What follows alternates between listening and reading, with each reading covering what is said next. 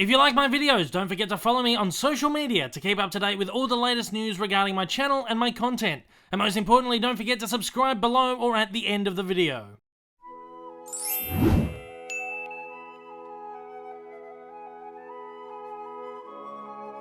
G'day guys, Dave Lee coming at you once again from Down Under with another installment of Behind the Disney Classics. In this video we'll be taking a look at the 13th film from the Walt Disney Animation Classics canon.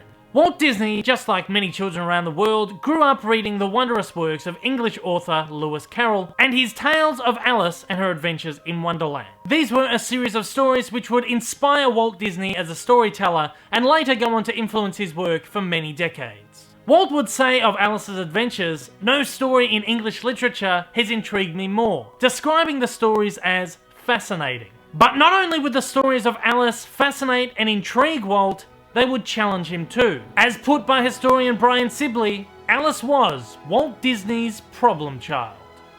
Released in 1951, it is of course Alice in Wonderland.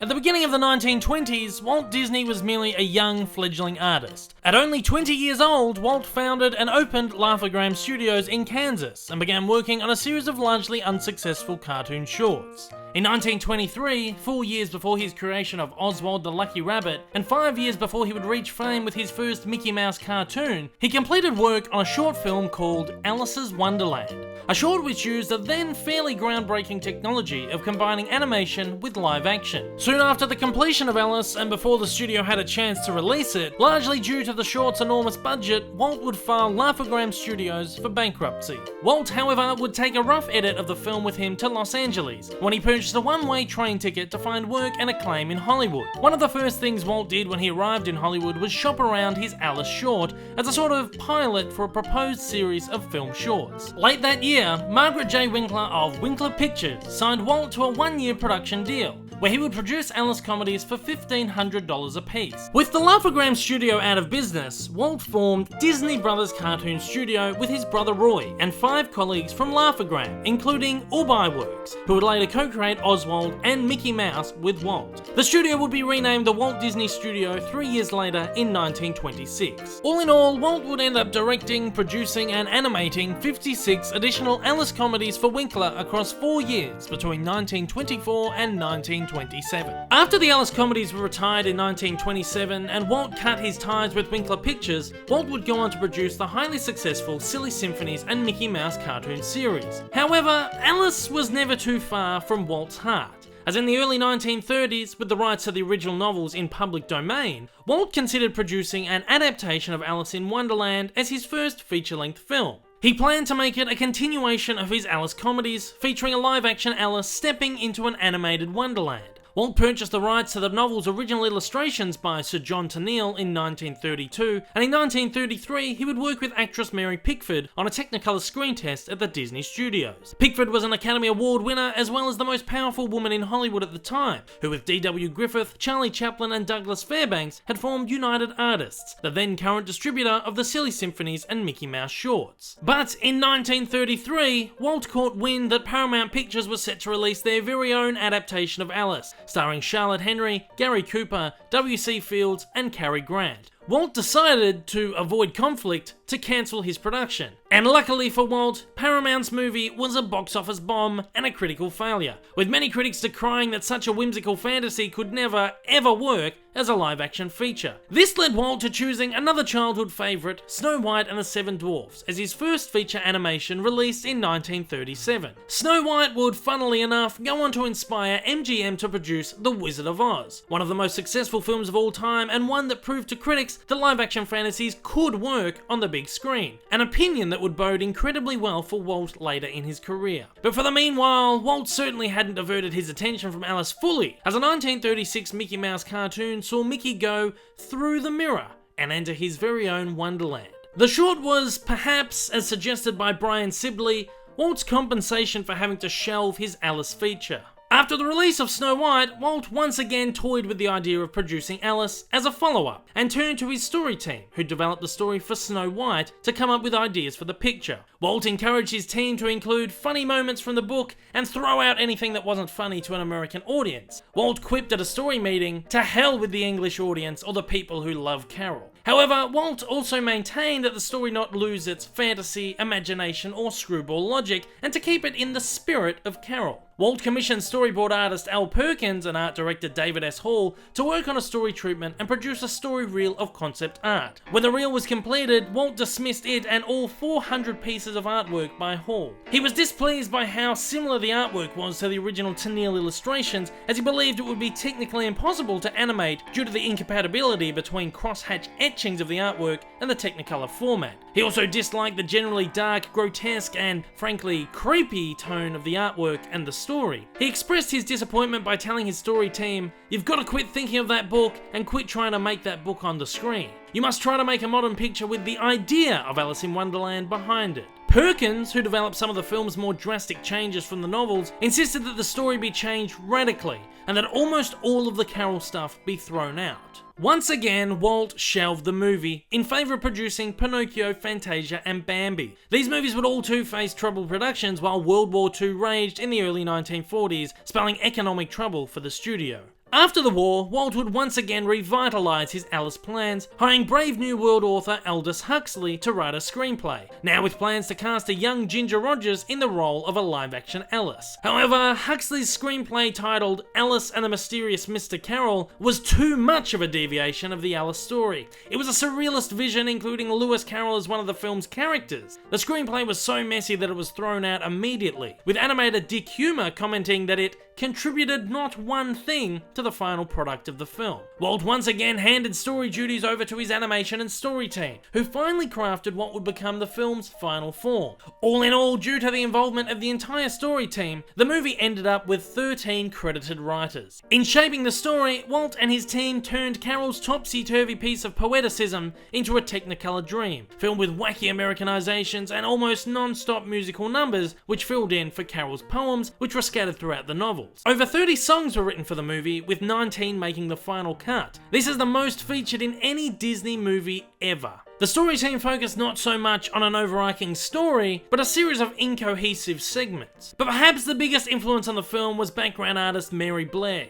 whose bold, modern art style had an enormous impact on the studio's previous film Cinderella and the preceding film Peter Pan. Blair's colourful, often over-the-top and whimsically stylized artwork was all Walt needed to convince him to make Alice an entirely animated feature. Artists would often say that Blair's artwork would get bastardized between concept and animation, but Alice works as perhaps the greatest showcase of her visual style. Her style not only inspired the visual landscape of the film, becoming iconic of the film, but would also go on to become some of the most recognisable depictions of Carol's characters next to only Tennille's original works. Once Walt had finally decided on his direction with the movie, he set his plan into motion, and the actual production faced very little trouble, or at least far less trouble than almost 3 decades of post-production had caused him. For the film, Walt enlisted the vocal talent of a young Katherine Beaumont in the role of Alice, who would use dressed in character on his television shows multiple times while later advertising the film. Disney vocal regulars including Verna, Felton, Sterling Holloway, and Ed Wynn also filled the vocal cast, the latter being such a comedic force that it said he ad-libbed a great deal of his lines as the Mad Hatter.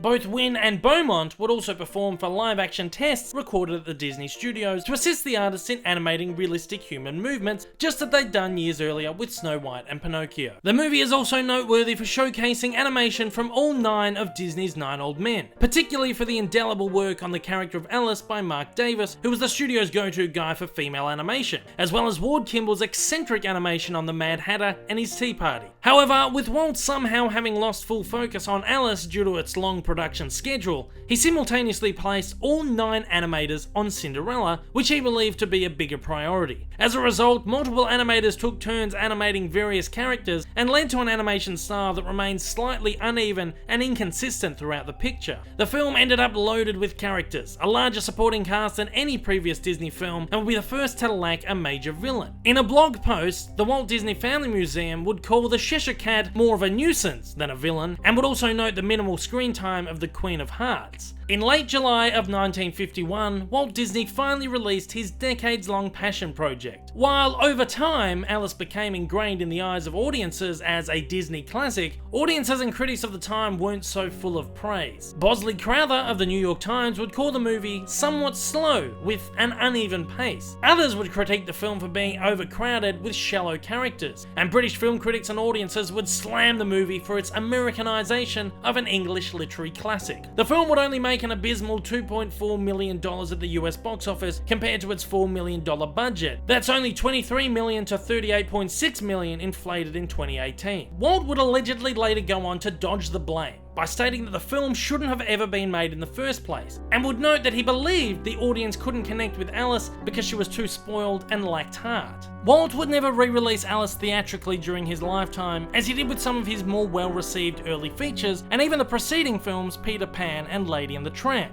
instead opting for multiple screenings of a cut-down television edit of the film on his TV series. Over time, Alice became more of a cult classic than a staple of Disney animation. It found acclaim amongst more psychedelic audiences in the late 1960s and early 1970s, being screened in colleges around America. These unofficial screenings spurred on the Disney company to re-release the movie officially to an acclaimed reception in 1974. While being one of Walt's lesser classics, the film's mark on popular culture has been enormous. Until the park's Star Wars and Marvel expansions, Alice was the only Disney film to have more than one attraction at the Disneyland theme park, with every park around the world featuring a version of the Mad Tea Party, more colloquially known as the Spinning Cups, an attraction as iconic to the parks as Sleeping Beauty's castle. The movie would also inspire Tim Burton's 2010 Disney live-action adaptation and its sequel, Alice Through the Looking Glass, in 2016. While both movies received lukewarm receptions, Johnny Depp's performance as the Mad Hatter has become arguably as iconic as Ed Wynn's.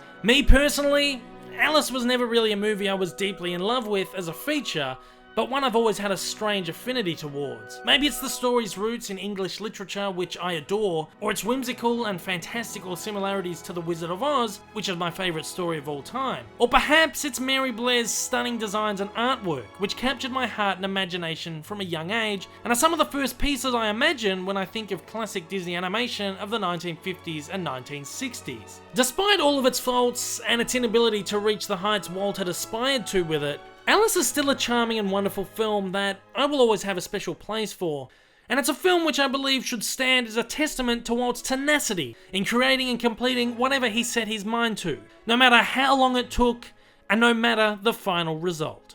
All in all, above all else, Alice in Wonderland truly is a daring piece of art. Thank you for joining me for another edition of Behind the Disney Classics. If you enjoyed this video, make sure to hit the like button down below, and if you'd like to join me for future installments, hit subscribe. While you're at it, don't forget to check out my past editions in the Behind the Disney Classics series. I hope I'll see you again soon, guys. Take care, and I hope you have a magical day.